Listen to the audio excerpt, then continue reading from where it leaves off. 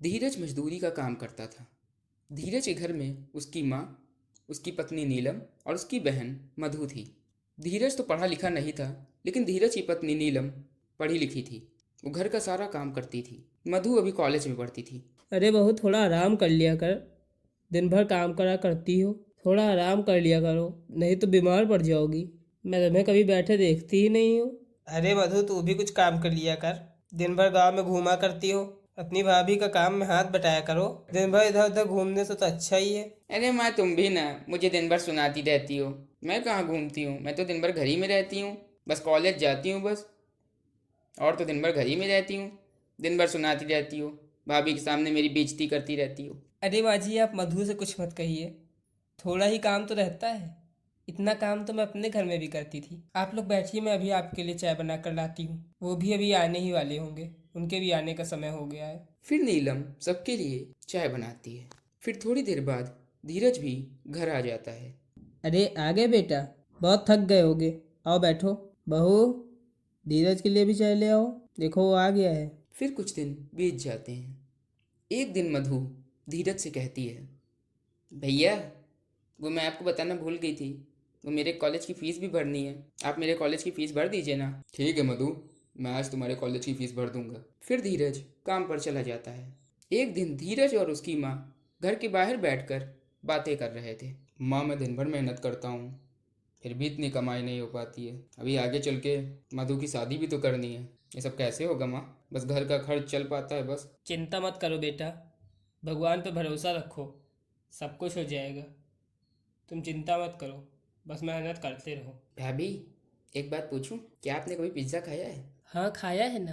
तुम्हें भी पिज्ज़ा खाना है क्या? खाना तो है भाभी, लेकिन माँ मुझे कभी भी पिज्ज़ा खाने के पैसे नहीं देंगी। मैं तुम्हारे लिए घर ही में पिज्ज़ा बना देती हूँ ना।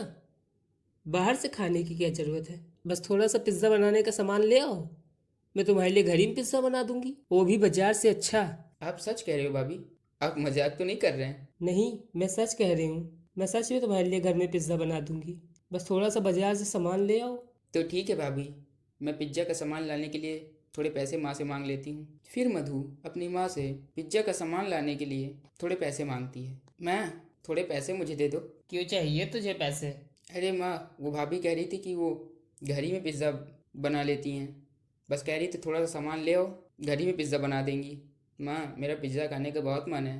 थोड़े ही पैसे में पिज़्ज़ा का सामान मिल जाएगा। मेरे पास पैसे नहीं है, रोज तू पैसा मांगा करती है। अरे माँ जी, दे दीजिए ना, मधु का बहुत मन है पिज्ज़ा खाने का। बस थोड़े से ही पैसे में पिज्ज़ा का सामान आ जाएगा, और मैं उसके लिए पिज्ज़ा घर में बना दूंगी। दे दीजिए ना माँ जी। ठीक है बहू, तू कहती है तो मैं पैसे दे देती हूँ। फिर मधु माँ से पैसे लेकर पिज़्ज़ा बनाने का सामान लेने बाज़ार जाती है।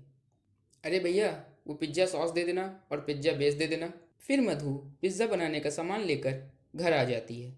ये लो भाभी, मैं पिज़्ज़ा बनाने का सामान ले आई।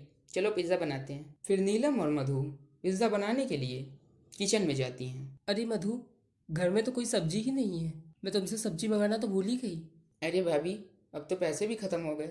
अब सब्जी लाने के लिए माँ से फिर पैसे मांगने पड़ेंगे। माँ पैसे नहीं देंगी अब। फिर नीलम की नज़र किचन में रखे हुए टमाटरों पर पड़ती है। चलो कोई बात नहीं मधु, टमाटर तो रखे हैं, मैं तुम्हारे लिए टमाटर पिज्ज़ा बना दूंगी। टमाटर तो रखे ही हैं। भाभी, अच्छा तो बनेगा ना टमाटर पिज़्ज़ा? स्वाद अच्छा रहेगा ना? हाँ मधु, बहुत ही स्वादिष्ट बनता है टमाटर पिज्ज़ा, तुम्हें मज़ा आ जाएगा खाकर। तुम चिंता मत करो। तो फिर चलो भाभी, जल्दी से बनाते हैं। मुझे बहुत ज़ोरों की भूख लगी है। फिर नीलम मधु के लिए टमाटर पिज़्ज़ा बनाना शुरू कर देती है। वह भाभी, बहुत ही बढ़िया खुशबू आ रही है। देखने में भी बहुत अच्छा लग रहा है टमाटर पिज़्ज़ा। देखने में ही लग रहा है बहुत ही स्वादिष्ट होगा ये। माँ देखो, भाभी ने कितना स्वादिष्ट टमाटर पिज़्ज़ा बनाया है। आप भी खाइए ना, बहुत ही स्वादिष्ट है टमाटर पिज़्ज़ा। देखने में कितना स्वादिष्ट लग रहा है। मुझे नहीं खाना पिज्ज़ा, मुझे नहीं पसंद ये सब। अरे माँ जी, एक बार खाकर तो देखिए, बहुत स्वादिष्ट बना है पिज्ज़ा। वाह बहू, बहुत ही स्वादिष्ट बना है पिज्ज़ा। मज़ा आ गया खाकर, बहुत ही बढ़िया नाश्ता है। तुम लोग भी खाओ। फिर वो सब लोग टमाटर पिज़्ज़ा खाते हैं। वह भाभी, बहुत ही स्वादिष्ट पिज़्ज़ा बनाया है आपने। आपने तो बहुत ही बढ़िया पिज़्ज़ा बनाया है। इतना अच्छा तो दुकान वाले भी नहीं बना पाते होंगे। मज़ा आ गया खाकर भाभी। आज आपकी बदौलत मुझे पिज़्ज़ा खाने को मिला। थैंक यू भाभी। तुम ठीक कह रही हो मधु, ये तो मैंने भी नहीं सोचा था कि इतना स्वादिष्ट बनेगा पिज्ज़ा। तो बहुत ही स्वादिष्ट बना है, मुझे भी उम्मीद नहीं थी कि इतना स्वादिष्ट बनेगा ये। बहू, थोड़ा धीरज के लिए भी रख देना, वो भी काम से आता ही होगा, वो भी खा लेगा। जी माँ जी, मैंने उनके लिए पहले ही निकाल के रख दिया है। फिर तभी धीरज भी घर आ जाता है। भैया देखो, भाभी ने कितना स्वादिष्ट पिज्ज़ा बनाया है, आप भी खाइए ना, बहुत ही स्वादिष्ट पिज्ज़ा है, खाकर देखिए एक बार। हाँ बेटा, खाकर देखो, बहू ने बहुत ही स्वादिष्ट पिज्ज़ा बनाया है। मुझे तो मज़ा आ गया खाकर, तुम भी खाकर देखो। पिज्ज़ा? ये पिज्ज़ा क्या होता है भैया? मैंने तो पहली बार नाम सुना है। बहुत स्वादिष्ट है। वो लोग बातें कर ही रहे थे, तभी मधु के मन में एक विचार आता है और मधु कहती है, भैया मैंने सोचा है क्यों ना मैं और भाभी पिज़्ज़ा बनाकर बेचें, और भैया अगर हमारा काम चल गया तो हम खूब पैसे कमाएंगे और हमारी गरीबी भी दूर हो सकती है। जी मधु ठीक कह रही है, मैं भी यही सोच रही थी। हाँ बेटा, ये दोनों ठीक कह रही हैं। ये भी अगर काम करेंगी तो तेरा कुछ बोझ भी कम हो जाएगा और हमारी आमदनी भी बढ़ेगी। मुझे विश्वास है कि इन लोगों का काम जरूर चलेगा। ठीक है माँ, तुम कहती हो तो ठीक है। फिर दूसरे दिन से नीलम और मधु टमाटर पिज्ज़ा का ठेला लगाना शुरू कर देती हैं। आओ आओ, टमाटर पिज़्ज़ा खाओ, गर्मा गर्म स्वादिष्ट टमाटर पिज़्ज़ा। एक बार खाओगे तो बार बार खाओगे, कभी नहीं खाया होगा इतना स्वादिष्ट टमाटर पिज़्ज़ा। आओ आओ, टमाटर पिज़्ज़ा खाओ, बहुत ही स्वादिष्ट पिज़्ज़ा है। फिर तभी एक आदमी उनकी दुकान पर आता है। टमाटर पिज्ज़ा? ये तो पहली बार सुना है। मैंने तो टमाटर पिज्ज़ा पहली बार सुना है। कितने का है बहन? एक टमाटर पिज्ज़ा देना जरा, देखूं तो कैसा स्वाद है। अब अब वाह, क्या स्वाद है। मैंने तो ऐसा पिज़्ज़ा कभी नहीं खाया।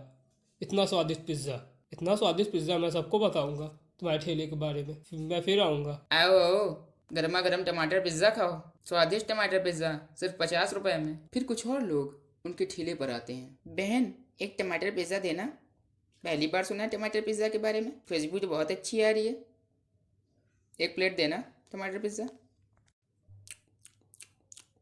वाह वाह बहन, बहुत ही स्वादिष्ट टमाटर पिज़्ज़ा तुम लोग बनाती हो, मैं फिर आऊँगी और लोगों से भी बताऊँगी। बहुत बढ़िया। पहले ही दिन नीलम और मधु की अच्छी कमाई होती है और वो लोग बहुत खुश हो जाती हैं। माँ, पहले ही दिन हम लोग की बहुत अच्छी कमाई हुई, पहले ही दिन हम लोगों ने 2000 रुपये कमा लिए। सबको बहुत पसंद आ रहा है टमाटर पिज़्ज़ा और हमारे ग्राहक भी बनने लगे हैं। यही तरह मेहनत करते रहो। फिर धीरे धीरे उनके ग्राहक बढ़ने लगते हैं। एक टमाटर पिज़्ज़ा देना। हाँ मुझे भी एक टमाटर पिज़्ज़ा देना। हाँ मुझे भी एक टमाटर पिज़्ज़ा, बहुत ही स्वादिष्ट टमाटर पिज़्ज़ा है, मुझे भी देना। फिर धीरे धीरे उनका काम बढ़ने लगता है और उनकी कमाई भी बढ़ने लगती है और उनकी गरीबी दूर होने लगती है और धीरज भी मजदूरी का काम छोड़ देता है और उनके साथ काम करने लगता है। रमेश कपड़े की दुकान में काम करता था। रमेश के घर में उसकी पत्नी सरला और बेटा रवि था। रवि भी 10 साल का था और वो 5वीं कक्षा में पढ़ाई करता था। रमेश के घर में बहुत गरीबी थी। अरे आप आ गए, हाथ मुँह धो लीजिए, मैं आपके लिए खाना लगाती हूँ। हाँ सरला, बहुत तेज भूख लगी है, जल्दी खाना लगाओ, बहुत जोरों की भूख लगी है। फिर कुछ दिन बीत जाते हैं। एक दिन रवि अपनी माँ सरला से कहता है, माँ वो मेरे स्कूल की फ़ीस भरनी है। टीचर कह रही थी कि अगर जल्द से जल्द फ़ीस ना भरी तो स्कूल में अंदर आने नहीं दिया जाएगा। ठीक है बेटा, आज मैं तुम्हारे पापा से बात करूंगी तुम्हारी फीस के बारे में। ठीक है माँ, मैं सोनू के घर खेलने जा रहा हूँ माँ। ठीक है बेटा, तुम खेलो जाकर, जल्दी आ जाना। ठीक है माँ, मैं जल्दी आ जाऊँगा खेल कर। सुनिए जी, रवि की स्कूल की फ़ीस भी भरनी है। रवि कह रहा था कि जल्द से जल्द अगर उसकी फ़ीस जमा ना हुई तो इसे स्कूल में आने नहीं दिया जाएगा। और घर का राशन भी लाना है, राशन भी घर का ख़त्म होने वाला है। कुछ पैसे दे देता तो काम चल जाता। हाँ सरला, मुझे पता है, लेकिन इस महीने के पैसे मैंने मकान मालिक को दे दिए। 2 महीने का घर का किराया बाकी था और हम लोगों ने 2 महीने से घर का किराया नहीं दिया था, वो भी पीछे पड़ा था। सारे पैसे मकान मालिक को ही दे दिए, अब कुछ पैसे बचे ही नहीं हैं। लेकिन तुम चिंता मत करो, मैं सेठ जी से कल बात करूँगा, उनसे कहूँगा थोड़ा एडवांस दे दें। एडवांस लेकर रवि की स्कूल की फ़ीस भर दूँगा और घर का थोड़ा राशन भी ले आऊँगा। फिर कुछ दिन बीत जाते हैं। फिर रमेश बीमार पड़ जाता है और कुछ दिन दुकान पर नहीं जाता है। ठीक होने के बाद जब वो दुकान पर काम करने के लिए जाता है तो वो देखता है कि उसकी जगह पर दूसरे आदमी को रख लिया गया है। रमेश, मैंने तुम्हारी जगह पर दूसरे आदमी को रख लिया है। लेकिन सेठ जी, अगर आप मुझे नौकरी से निकाल देंगे तो मैं कहाँ नौकरी ढूंढूंगा? मैं इतने दिनों से आपके यहाँ काम कर रहा हूँ, ये मत करिए सेठ जी, मुझे नौकरी से मत निकालिए सेठ जी। अब मैं कुछ नहीं कर सकता रमेश, मैंने दूसरे आदमी को तुम्हारी जगह पर रख लिया है। अब मैं उसे नहीं निकाल सकता। तुम 2-4 दिन काम पर नहीं आए तो मैंने सोचा कि तुमने नौकरी छोड़ दी है और तुम कहीं और काम करने लगे हो। अब अगर कोई जगह खाली होगी तो मैं तुम्हें बताऊंगा। अभी के लिए मैं तुम्हें नहीं रख सकता। फिर मोहन उदास होकर अपने घर लौट आता है। अरे, आप आज जल्दी आ गए काम से? क्या बात है? आप इतना उदास क्यों हैं? कोई बात है क्या? बताइए। सरला, मुझे सेठ जी ने नौकरी से निकाल दिया है। उन्होंने मेरी जगह दूसरे आदमी को रख लिया है। वो मैं 2-4 दिन बीमार होने की वजह से दुकान पर काम करने के लिए नहीं गया था ना, तो उन्हें लगा कि मैंने नौकरी छोड़ दी है, इसीलिए उन्होंने दूसरे आदमी को रख लिया। अब मुझे दूसरी जगह नौकरी ढूंढनी पड़ेगी। पता नहीं नौकरी मिलेगी या नहीं। कल से मैं दूसरी जगह नौकरी ढूंढूंगा। आप परेशान मत होइए, आपको कोई ना कोई नौकरी मिल ही जाएगी। फिर दूसरे दिन से रमेश दूसरी जगह नौकरी ढूंढना शुरू कर देता है, लेकिन उसको कोई भी नौकरी नहीं मिलती है और थक हार कर वो घर वापस आ जाता है। एक दिन रवि सरला से कहता है, मैं वो सोनू के घर में छोले भटूरे बने थे, मुझे भी छोले के भटूरे खाने हैं माँ। मेरे लिए छोले भटूरे बनाओ ना। मैंने खाया था सोनू के घर में, बहुत ही स्वादिष्ट होते हैं छोले भटूरे। माँ तुम भी बनाओ ना, बना दो ना माँ, बना दो। ठीक है बेटा, मैं तुम्हारे लिए छोले भटूरे बनाऊंगी। मैं अभी जाकर बाजार से सामान लेकर आती हूँ और तुम्हारे लिए छोले भटूरे बनाती हूँ। फिर सरला बाजार जाकर सामान लेकर आती है। अरे, भटूरे भी तो बनाने हैं। भटूरे बनाने के लिए मैदा लाना तो भूल ही गई। अब मैं भटूरे कैसे बनाऊंगी? सरला ये सोच ही रही थी, तभी सरला की नज़र किचन में रखे हुए पाव पर पड़ती है। एक काम करती हूँ, थोड़े पाव रखे हैं, इन्हीं को छोले के साथ दे देती हूँ। क्या पता ये भी उसके साथ अच्छे लगे। फिर सरला छोले के साथ पाव को गरम करके रवि को खाने के लिए देती है। अरे माँ, छोले के साथ पाव? भटूरे कहाँ हैं? छोले के साथ तो भटूरे खाए जाते हैं ना माँ। हाँ बेटा, तुम ठीक कह रहे हो, लेकिन मैं बाजार से भटूरे बनाने के लिए मैदा लाना भूल ही गई थी और किचन में थोड़े पाव रखे थे, तो मैंने सोचा क्यों ना इन्हीं को छोले के साथ गरम कर लूँ और दे दूँ। खाकर देखो छोले के साथ पाव कैसे लग रहे हैं और बताओ कैसा स्वाद है, अच्छा है या नहीं। फिर रवि छोले और पाव खाता है। वह माँ, छोले और पाव तो बहुत ही स्वादिष्ट हैं। फिर थोड़ी देर बाद रमेश भी घर आ जाता है। अरे, आ गए आप? आइए बैठिए, मैं आपके लिए कुछ खाने के लिए लाती हूँ। फिर सरला रमेश के लिए भी छोले और पाव खाने के लिए लाती है। ये लीजिए छोले के साथ पाव। छोले के साथ भटूरे तो खाए हैं, छोले के साथ कभी पाव तो नहीं खाया। सरला, ये क्या तुमने बनाया है? आप खाकर तो देखिए, रवि को बहुत स्वादिष्ट लगे खाने में। रवि बहुत बड़ाई कर रहा था, आप खाकर देखिए कैसे लगते हैं। ओह वाह, छोले और पाव तो बहुत ही स्वादिष्ट है। तो छोले और भटूरे से भी ज़्यादा स्वादिष्ट लग रहे हैं। बहुत बढ़िया, खाकर मज़ा आ गया। फिर कुछ दिन बीत जाते हैं। सरला, आज भी मुझे कोई नौकरी नहीं मिली। हमारे घर का खर्च कैसे चलेगा? रवि की स्कूल की फीस भी तो भरनी है, घर का राशन भी तो लाना है, मकान मालिक को कमरे का किराया भी देना है। कैसे होगा सरला ये सब? नौकरी मिल ही नहीं रही है। जी, मैं सोच रही थी कि जब तक आपको नौकरी नहीं मिल जाती तब तक मैं ही कुछ काम करूं। कौन सा काम करोगी तुम? वो मैं सोच रही थी कि मैं छोले पाव का ठेला लगाऊं। छोले भटूरे तो सबने खाए हैं, लेकिन छोले पाव किसी ने नहीं खाए। शायद सबको अच्छा लगे। तुम्हारी बात तो ठीक है, उस दिन तुमने बहुत ही स्वादिष्ट छोले और पाव बनाए थे और मुझे भी नौकरी नहीं मिल रही है। कुछ ना कुछ तो काम करना ही पड़ेगा, नहीं तो घर का खर्च कैसे चलेगा। ठीक है, मैं एक ठेला किराए पर ले लेता हूँ और छोले बनाने का सामान ले आता हूँ और तुम कल से छोले और पाव का ठेला लगाना शुरू कर दो। फिर दूसरे दिन से सरला छोले पाव का ठेला लगाना शुरू कर देती है। आइए आइए, गर्मा गर्म छोले पाव खाइए, एकदम स्वादिष्ट छोले पाव। एक बार खाएंगे तो बार बार आएंगे। आइए आइए। सरला की आवाज़ सुनकर लोगों की नज़र सरला के ठेले पर पड़ती है। फिर तभी एक ग्राहक सरला के ठेले पर आता है। छोले पाव? छोले पाव? छोले भटूरे तो खाए हैं, छोले पाव तो कभी नहीं खाए।